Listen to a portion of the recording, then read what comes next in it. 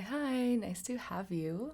This episode, we're going to be discussing the anxious tendency to hold back in relationship, which means not being true to yourself for fear of how the other person will react. So we're holding back, but at the same time, the internal experience that we're often having is desperately wanting to be seen, wanting to be loved, feeling very urgent in getting someone's time or attention, and kind of this desperate energy, which can be felt by the other person, even when our external presentation is, it's okay, I'm fine. So we're going to talk about that and how to feel more safe and even fearless in just being who you are and expressing what you need from the beginning.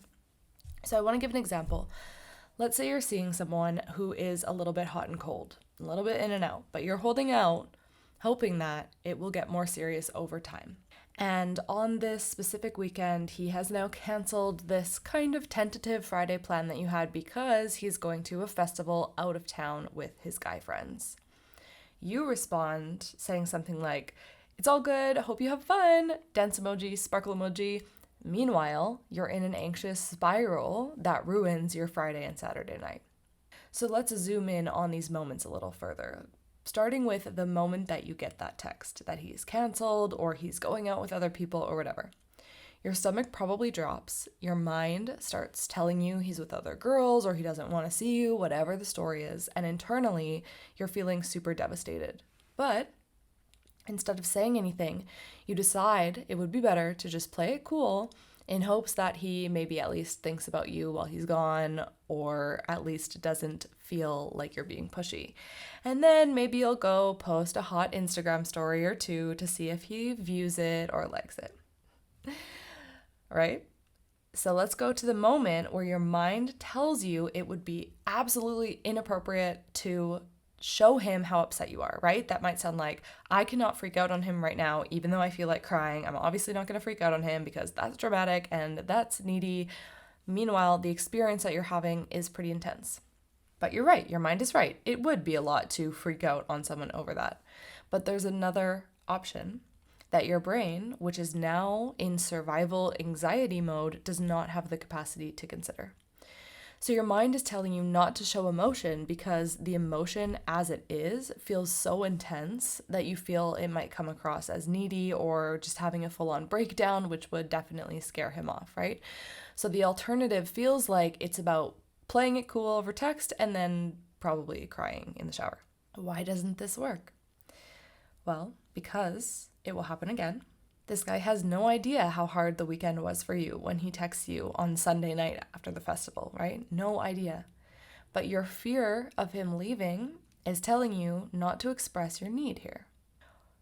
If you could trust that your communication of this experience that you had was graceful and kind and you weren't going to get labeled as crazy, but instead you actually got your emotions validated and maybe even got your way, would it be worth it to try a different way?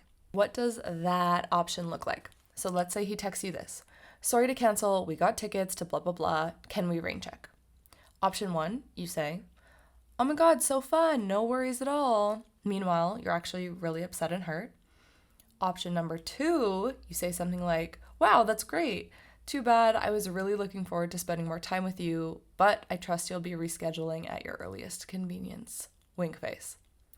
So that second option, it's a little bold, it's a little flirty, but it gives him a chance to support you and it communicates in a loving way the truth that you are disappointed. So then maybe he responds, "I know, I was looking forward to it too. I'll make it up to you. Let me set a date on Monday."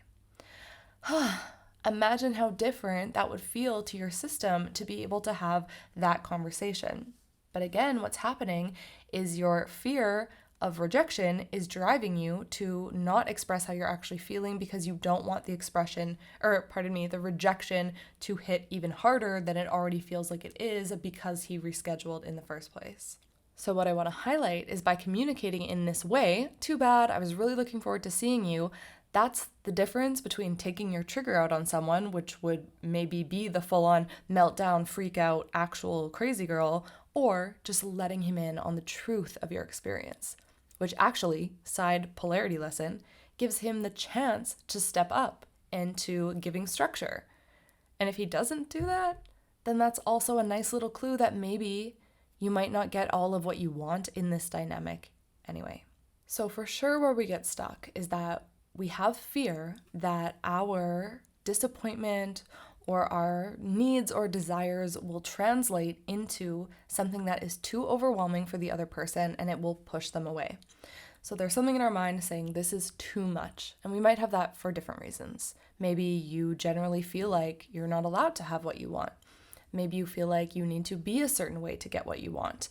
Maybe because the experience in your body is so intense, it feels like too much to share with someone else.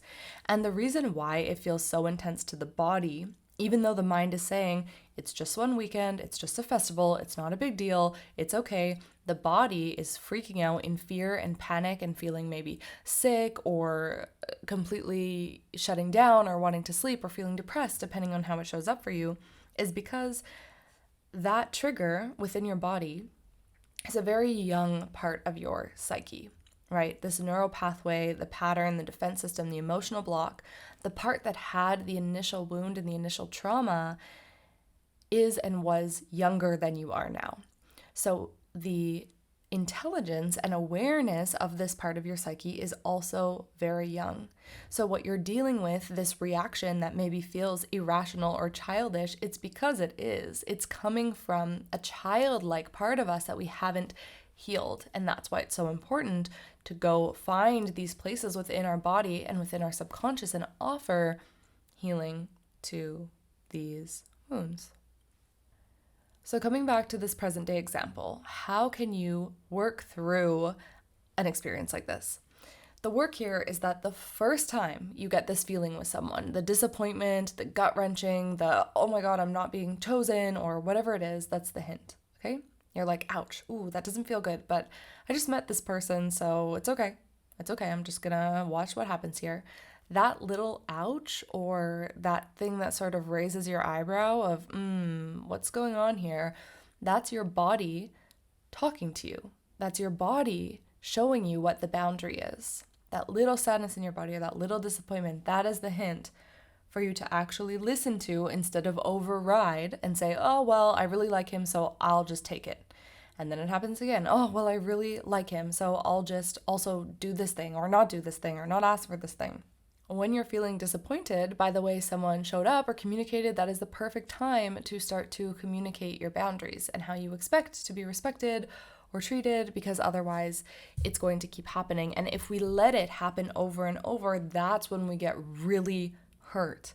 And sometimes that's when the crazy girl response comes out, where to the outside world or to the person you're dating it might seem completely uncalled for or unreasonable or overreacting, when the truth is that the first 20 times you didn't say anything, you just kept it in your body thinking, when is he going to read my mind? When is he going to understand? When is he going to commit more?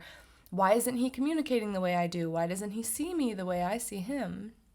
And I was in a session with a client last night and I got a very clear visual. It was like she had her own raft, right? Let's say the raft is made up of 10 logs. He has a raft made up of 10 logs. Because she was allowing him to sort of get away with all these things, not consistent with dates, not initiating the dates, not really bringing her into his world, but still hanging out with her consistently. It's like she was sacrificing all of these logs. She was saying, okay, I'll let go of that need for you. I'll let go of that part of my safety and foundation for you. I'll let go of that need to feel committed to for you. And now she's balancing on basically one log. So when the water shakes just a little bit, it feels completely out of control because she doesn't have the safety and foundation anymore because she sacrificed it for this person who she's now very emotionally invested in. And I've totally been there, so I could really feel what she's going through, and it feels very out of control because the more we fall in love with these people that we're seeing, the harder it is to walk away. So we're left here balancing on our own log, desperately wanting the other person to take us onto their raft. And when it's not happening, we find ourselves getting exhausted from having to balance and roll on the log and getting burnt out from feeling like we're giving and allowing and showing up and being lovable and being all of these things, and we're not getting any of it in return. And something I have to point here is that it's not anyone else's responsibility to know what you need or want. It's not anyone else's responsibility to guess or to assume what you need or want. And I know that that's really hard to understand for anxious attachers because we tend to think we know what other people need or want, or we're just so overcompensating that the people around us tend to be generally satisfied because we do have a high emotional attunement to what they need. And also, you might be a generally fawning person who is just going to make experiences better for the other people around you without them even realizing, without them even asking, even if it comes from sacrificing your own needs. So yes, it makes sense that most people relate to us in a positive way. They definitely want to, be around us. But on the other side, if we're dating someone who doesn't have that same hyper vigilance and coping mechanism of people pleasing like we do, they're not going to see us. But it's also not their job. It's not their job to be able to see people the way that we can. Because our ability to deeply feel and see other people and know what they need is a trained response that we got good at, right? It's part of our survival response. It's part of how we learned we needed to be in order to get love. And in a way, it can be such a gift to be able to see people and love people in that way. But we have to remember that it's not someone else's responsibility to be that in tune to us because it's also part of our trauma response when it's out of balance. So it's your responsibility to keep that level of giving and showing up for others within your own capacity. And if it's leading to resentment of someone else or annoyance, then it's no longer in your capacity. And that's another boundary to work with. All right, so we've covered the piece on holding back from sharing your needs and desires and emotions. But the thing about needs and desires is that if we're not getting them met consciously, we will try to get them met covertly or unconsciously. So we will try, and maybe not even in our awareness, but it will happen, to manipulate the other person into giving us what we want. And that's where this grasping energy and desperate energy of the anxious attachment starts to play out. Because you're craving to be chosen, to feel loved, to feel safe and secure, and those things are super important. But if you don't believe you can just have them as your authentic self, then you will likely compromise and feel resentful, so put up with less than and then feel bitter. Or you will try to control the situation by doing a lot of initiating in dating, for example, initiating the texting conversations, suggesting the dates for fear that if you don't, then they won't see you. And it's this grasping, pulling, forcing energy. This can come from the energy of, I am a whole and complete person with my own whole complete raft, and I'd love to see you. Or it can come from the energy of, I'm scared if you don't talk to me, you're going to forget about me, and I really like you, so let's hang out. Please. The second one is control. That's the opposite of receptivity, of openness, which is actually the feminine energy, right? Feminine energy involves the ability to be open, to be soft, and to allowing one's self to receive, to be nourished by the world around us, to be nourished by the energy around us. But when we don't feel safe to be open and to be soft and to be receptive, then we go into control and force. And dating is obviously a very fluid experience, or can be, in terms of masculine and feminine poles and polarity. But there are some behaviors and rules that are likely going to consistently turn away a man if you desire a man who is in his leadership and in his masculine and is in his commitment energy. When you initiate this amount of control, then you're not giving the other person a chance to show you who they are and how they show up. And when we do that, it's also a sign of not trusting. We're not trusting that we can get what we want if we don't force it. So when we release that grip of control, then there's this space for spontaneity, for playfulness or creativity, also in our relationships. So being in receptivity or open to receiving, receiving the love that you want, requires letting go of the need to control outcomes and surrendering to the flow of what's actually going on. And when you let yourself sit back and be in surrender, then it also gives you an opportunity to really watch what's actually happening. And when you're watching what's actually happening, then you are connected to the reality of the dynamic with the person you're dating. And that's going to show you what the connection is really like, what their effort is really like, what their communication style is really like.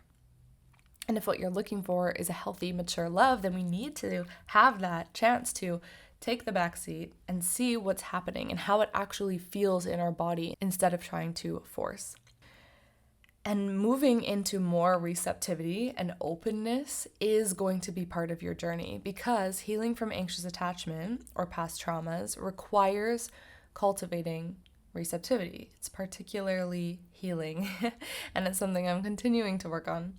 But by learning to soften that protective armor around our heart, allowing ourselves to be seen for who we are instead of who we think we need to be for the other person, and then receive love for who we are, which will naturally happen when you allow yourself to be this open in the world, that's when we get to heal our old wounds and develop more self-worth and also a greater sense of belonging.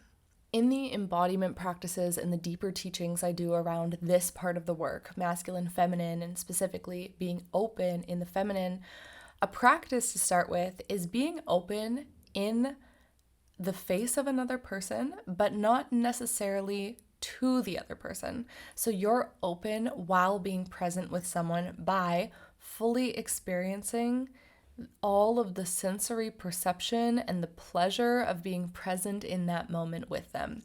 So instead of it being about them or about you or what do I say or how do I look, how can you be open to the moment you're in together? This heightened sensuality, senses, deepens our connection with ourselves, and it allows the other person to also feel a sense of trust and presence, and it really deepens the connection of the relationship. So that's your practice on the energetic level. And on the external level, your practice is to start practicing in your mind how to phrase these desires that you have. So I gave you the example at the beginning. When you're in one of these situations, just slow down and think, how can I communicate this in a loving, graceful way that actually still leaves this person feeling good and understanding that I appreciate our time together, that I'm looking forward to time together? How can I communicate the truth of my experience while still offering grace and appreciation? I was talking to another one of my clients last week, and she started seeing a new guy a few months ago, and she was telling me how she couldn't even have the conversation about wanting a relationship with the guy she dated before, and with this guy, she was able to speak out immediately what she wanted.